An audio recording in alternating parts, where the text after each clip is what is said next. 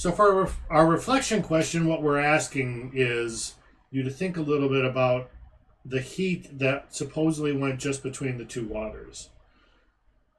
And so the first question is, was the heat gained by the cold equal to the heat lost? Sorry, was the heat gained by the cold equal to the heat lost by the hot? And again, we're talking experimentally, so we're looking for the values to be in kind of reasonable agreement with each other and reasonable, somewhat your judgment, and you did then talk about, but they should be close if they're going to agree. And then if they don't agree, we want you to think a little bit about what's going on. Now, to help with that, I want to think and talk just a bit more about this experiment.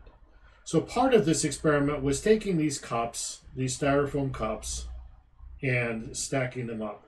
Now, again, you probably have a pretty good idea why you use a styrofoam cup if you want to put coffee in it. You don't use a metal cup, for example, because the heat can very readily get out of the cup and into the atmosphere.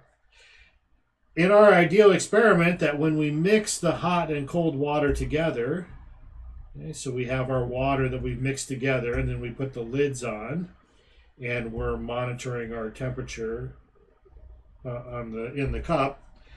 Ideally, we don't want any extra heat to be involved in this process. We only want the heat from the cold and hot water to be acting.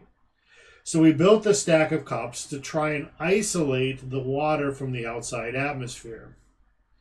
Now, the cup may or may not be perfect. In some cases, it could be that heat gets to escape from our water and into the outside atmosphere. In other cases, it could be that the heat is getting into our water and changing the temperature.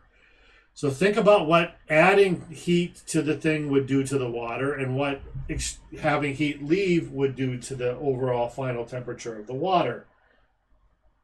And if you put that together with the idea that one of the waters gained or lost more heat than they were supposed to, you can come to, I think, try to reason your way through it and do your best job as you can to explain why this excess heat may be coming in out. Now, maybe you didn't observe this effect and your experiment worked quite well, but nevertheless, this is something to think about in terms of our experiment.